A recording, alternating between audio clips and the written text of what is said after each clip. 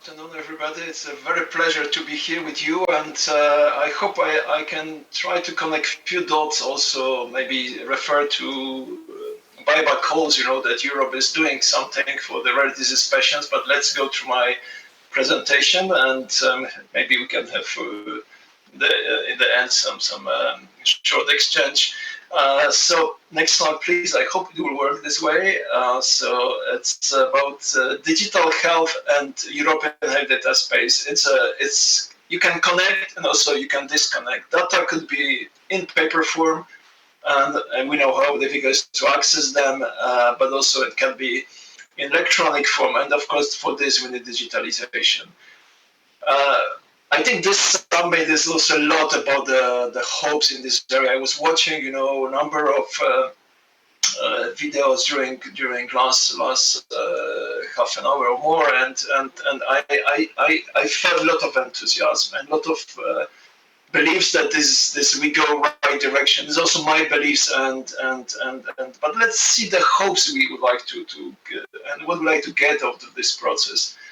To like to get better targeted treatment. But of course, we need to come together for this. We would like to get better prevention. We like to prevent our disease if we can. We would like get great access and same time, reach those that are not reachable because of access issues. We would like to have new medicines. You like to have developed new medical devices, set up a new type of clinical trials. Finally, we believe this we can make our resources better use, reduce waste in the healthcare, which is also big issues in most of health systems around the globe. And finally, we believe it should work better for patients, health professionals, but health systems as a whole.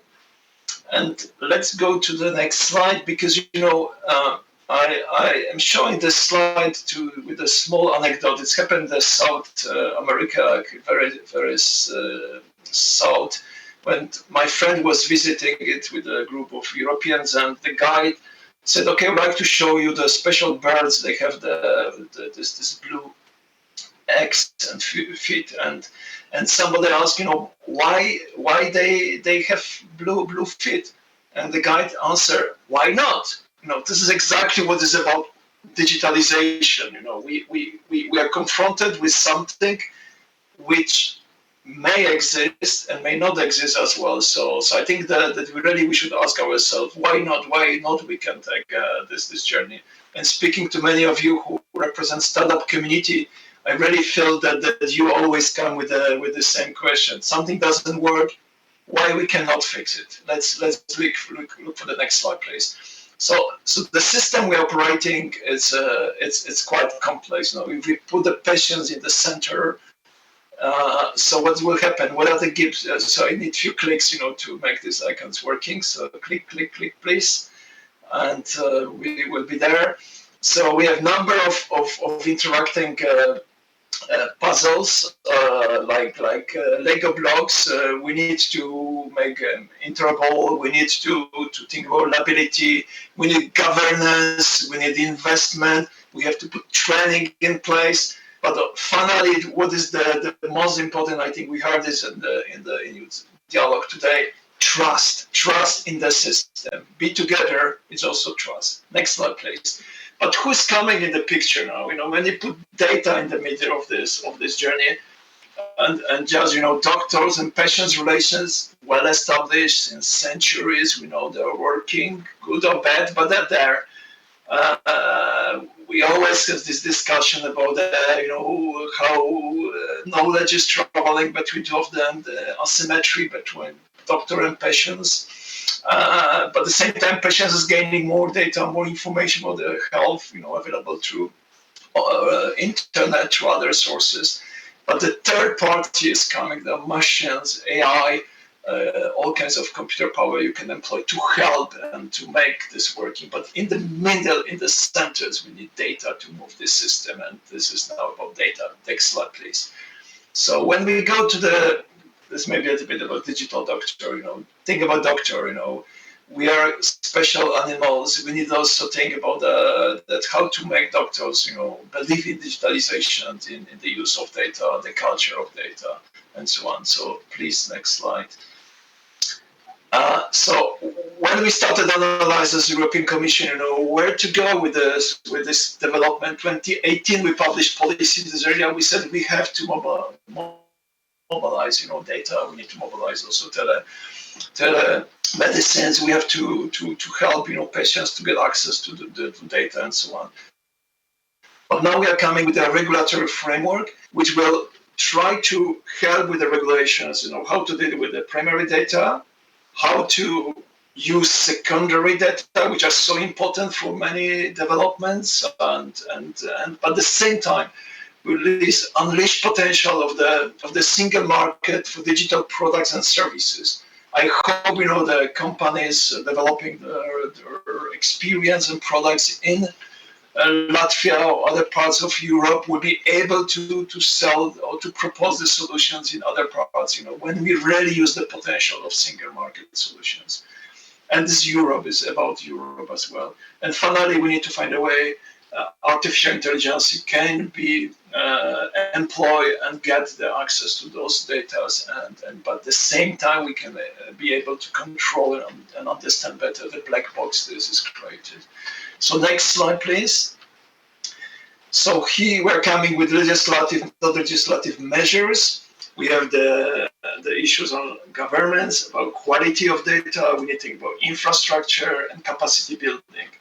But everything is just for better healthcare, and this is what I think was said by Baila, is really focus on patients. Think about the kind of end users, I am the patients, I know what is to be the patients, and I really would like to get better care in the complex system we operate in now.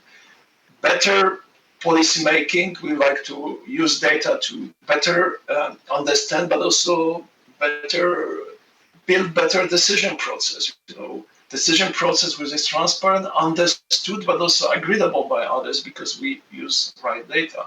And finally, we like to boost innovation and research to this future system. Example, recently we have the vaccination issues in many countries around Europe discuss, about unvaccinated people, vaccinated people, hospitalization rate, effectiveness of vaccine, and so on. So it's really important that we have data access and we can use them and we can use the power kind of arguments and counter arguments if needed because of access to data and information. Next slide, please. So here there are a few examples. One is the example we started. This is the use of so-called myhealth.eu. The system is allowing exchange of primary data. Data we like to make better secure, make them available to patients, to health professionals on patients' consent, and also make them portable. This is important that the data can be moved already. So we see that the countries already in, like Portugal, France, Malta, Luxembourg, and we see also countries coming in the system this year, like Poland, Netherlands, and next year I see Latvia is coming Latvia is coming 2023. So all preparatory work is going on, quite complex system, robust and controllable, but it's important that the trust is kept in the system. Next slide, please. Here's something which referred to the previous statement from Baila about the European reference networks. This is the system we set up to help with patients with difficult health conditions. Basically, we wanted to make knowledge travel, no patients. You don't need to travel today in the current way of working, not because of COVID, but because of technological developments, to other parts of Europe to get right consultation, access to knowledge. So we like knowledge travel, not patients. But to make this possible, we created this European reference networks first through the legislation of the cross-border healthcare and patient rights for cross-border healthcare. The network's working on the slogan Share, Care, Cure. The virtual consultations are available thanks to various specific and quite already technologically developed platform called CTMS. This system is allowed, setting up international panels, doctors from 3 or 4 different centers coming together. They can advise and exchange expertise on diagnosis and treatments. They are building knowledge together. They are generating the e-health platforms, number of programs, courses, but also guidelines. They do research together. They do also education, professional training. For example, now we have also not only virtual but also physical exchange of doctors and other personnel traveling from country to country to help, to teach, but also to understand and learn. So next slide, please. Where we are with the system. Today, by the way, afternoon, I'm chairing the meeting when we enlarge the system. We have 24 networks. We keep 24 networks. There are like packages of rare diseases. You have heard more than 6,000. So we try to organize them in 24 networks. Maybe 2 or 3 more will be needed in the future. But at this moment, we are enlarging. So today, we'll move, from almost 1,000 to more than 1,600 net centers around Europe working together. They really can do work together. They have strong political support from European institutions, from many member states, but also they have funding available from European funds and continue to build the infrastructure and also helping patients and patients' organizations. Next slide, please. So here where money are, we have the number of sources available to support this development. As I said, simultaneously we are building regulation, a package of regulatory measures which will help to move data and make them, as I heard, store and access. This is important because we have a lot of still problems with quality of data and also how to store them in a secure way, how to access them is other big issue. So we try to clarify things and make them work better.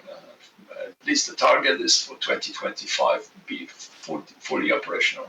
The money there are from EU for Health. This is much bigger program than it used to be before, thanks to our co-legislators. Now we are having over 5 billion euros in this program compared to previous years when we have almost 12, 30 times less money available to this kind of projects. We have Horizon Europe, which continue to be interest to support the research networks and also continue support the public-private partnership. This time we are moving from only pharma-based innovative medicine initiative partnership also to digital and medical devices industry. So 3 sectors will be working together with academia, with startup community and so on. And finally, we have the Digital Europe program, which also supporting a number of projects in this field. Next slide, please.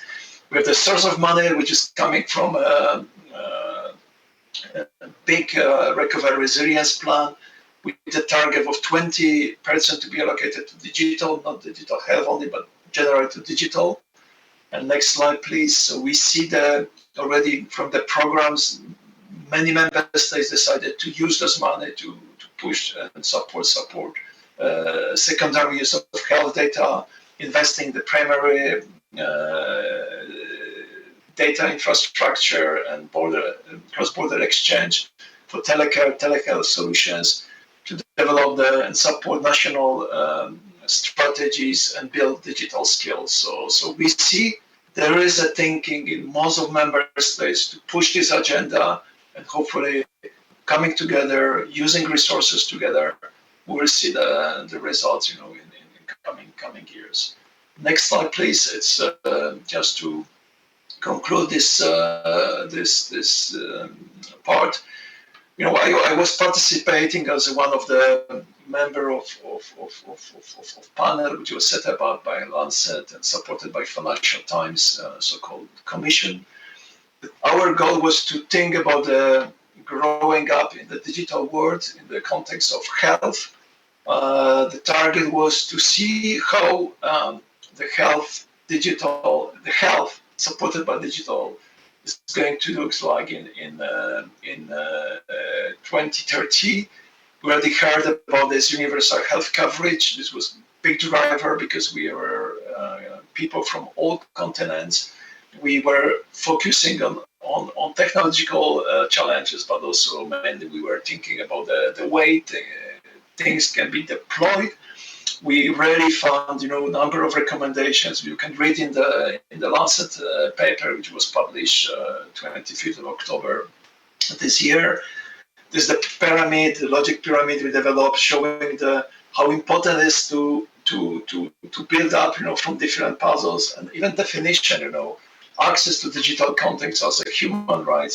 It was quite, I think, challenging, interesting area. And of course, the data, and you will see this in the report, become the focus. We started from the telemedicine, thinking digital services, but then during 2 years of work, also going to the COVID challenges, we really understood the data become really the main challenging part of this journey. So I think if you have time, please have a look on this report. It's going. I can bring you some new idea for your work, for your future thinking.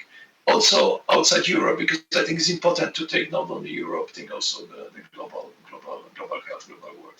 And just last slide, just review with the messages I put in my statement in this work. Last slide, please. And this was my commitment, to the work when we started. Why we need, this type of work, because of health systems, because of health professionals, because of patients and citizens. And I think this is what is the major challenge. We do job for our citizens, for patients, but also for ourselves and our families. Thank you very much. Thank you very much, Andrzej. We have a chain of questions, in fact, coming in, and we're going to take 3 of them to answer at this particular moment. Well, what are the key requirements that the EU should lay down and member states to follow in order to ensure safe and secure cross-border data flow? Could you elaborate a bit on safety and security of data? Yeah, of course. I'm not going to work on cybersecurity area, because this is other concern which we are investing money to keep our system in general more cyber secure. But by the way, health is having its own path, because we have seen a number of hackers attacks on the health systems or health hospitals in the last years. Our idea is to create the system which needs to be for secondary use, will be controlled by the special institutions, called them agencies, government agencies like FinData, like French agency or Danish agency. They allowed access to data for research innovators, for startups, to get for train algorithms and so on request and the conditions, But they are pseudonymized, the secondary use data. For the primary data, as I said, we have system also going to the national contact points, which are really in the control, and they are set up the way that with a very high security standards and external audits and so on. Why this system also is building relatively, you can say, slow, because it's not open, for the overnight building. Okay, thank you. You already partly touched this issue, but still the question is EU going to establish EU-level legal framework, for instance, some regulation, for health and data secondary use? Yeah. This is what I said. This will be, the regulations will cover three main pillars. The primary health data, basically more secure, and how we move them between the countries. Of course, it will influence, I think, also the national ways of setting data sets and moving data across. Of course, with the use of GDPR, with the clarification of rules and so on. The secondary data also will get kind of moved, but they will get a little bit, system how to do. I don't like to say easier way, but the way that's allowed the basically building up the space or lakes data and use them. And the second and the third important area, how to allow the services move, something which is developed or products in Latvia, how this can be accessible in other work conditions to the other parts of Europe. Okay, and the final question, thank you, is Commission has proposed the 2030 policy path to the digital decade with the initiative that everybody would be able to access their e-health data. How to make this mandatory for member states? That's the question. We are building regulation. Regulation is a regulation. It means that we have to agree, negotiate, together with member states. But this is the aim. We are, one of the aim will be the rights. Clarify, because these rights exist. We should not forget in GDPR we have clearly stated that you have rights to your own data. But how to access them? I live in Belgium, and since relatively short time, I can access those data. There were many developments to help with this. But still, the next question coming. In this country, you can be treated in French speaking or Flemish speaking hospital, and of course, there's language barrier. This is easy to manage today because we have access to different translation tools. But to access, I think now I can access. But this is relatively new development, and I think it's going on in many countries. The good news is that we see that many members of European Union, even though they were quite late with developments, they really raised the bar. The French presidency, which is coming in force in next few weeks, 1st of January, put this also as an important area of development. France is investing quite substantial money from the RRF to booster the digital health agenda in France. So I think you see development. You read the kind of European journals, newspapers. Almost every country is trying to show the move. The German reform, which is now more than a year old, year and a half old, in digital health, is very much boost the German development in Germany. So we see this rather as a kind of only question when, because I believe everybody's on agenda is more a question when. Thank you very much for your time, Mr. Riss. Thank you for European Commission either, and we are continuing our summit.